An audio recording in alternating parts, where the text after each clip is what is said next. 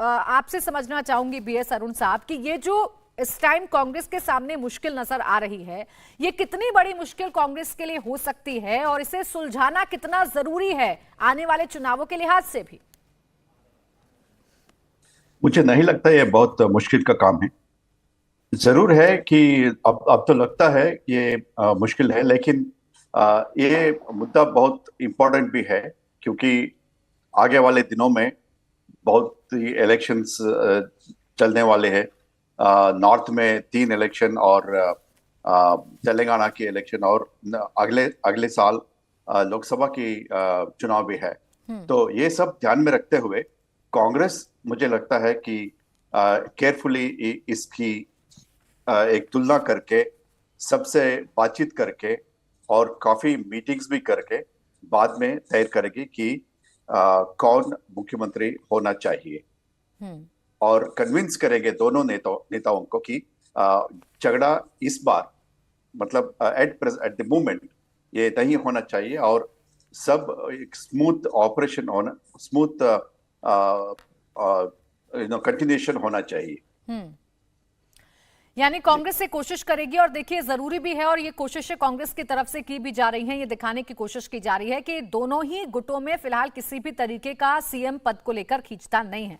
लेकिन जफर इस्लाम साहब, कांग्रेस लगातार आप लोगों को लेकर ये कह रही है कि आप दूसरों के घर का झगड़ा देखते रह गए, इसी वजह से तो कर्नाटक आपके हाथ से निकल गया। अब तो हम जीत गए हैं, सीएम भी बना लेंगे और सरकार भी चला लेंगे।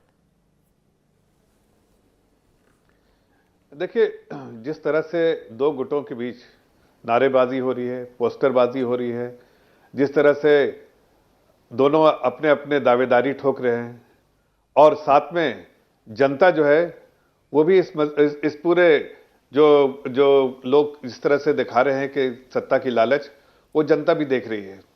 चाहे वो डी शिव कुमार हो, चाहे सिद्धारमैया हो, चाहे और भी कोई दावेदार हो, लेकिन कहीं ना कहीं कांग्रेस के जितने लोग हैं, इलेक्टेड और नॉन इलेक्टेड, सबको सत्ता की लालच है। मैंने के रहमान साहब के बारे में भी सुना, उनको भी ऐसे मौके पे कहाँ है मालूम नहीं, लेकिन उनको भी मुख्यमंत्री बनना है। ऐसे बहुत सारे लोगों का नाम सुना मैंने। तो ऐसे में लगता है कि इस तरह की दावेदारी ठोकना मतलब कहीं ना कहीं जनता को और जनता के विश्वास के साथ ठेस पहुंचाना, जनता के विश्वास के साथ जो कहीं ना कहीं धोखा करना, और जनता को इवेंचुअली, जो कांग्रेस की आदत है कि सत्ता की लालच में जनता को भूल जाते हैं। जनता फिसड्डी अपने आप को महसूस करती है, कहीं ना कहीं जनता महसूस करती है कि उनके साथ धोखा हुआ है। और जो सत्ता की लालच में ये लोग इतना भूल जाते हैं लोगों को, इतने ज्यादा सत्ता की लालच इनकी होती है कि जनता की आवाज को भूल जाते हैं, जनता से जो वायदे किए हैं वो भूल जाते हैं, और जनता तो जफर साहब, ये आरोप तो आप पर भी लगते हैं कि सत्ता का लालच आपको है, क्योंकि कई बार मध्य प्रदेश में क्या हुआ ये हमने देखा, कैसे चुनी हुई सरकार वहां पर गिर गई। आरोप तो आप पर भी लगते हैं कि सत्ता का लालच आपको भी है, तो कैसे आप कांग्रेस को आरोपों में घेर सकते हैं? देखिए प्राची जी, सत्ता की लालच नहीं, मैं तो सिर्फ इतना कहना चाह रहा हूं कि देखिए, जनता की सेवा करने की लालच है। मैं इस बात को तस्लीम करता हूं कि जनता की सेवा करने की लालच हमारे में है।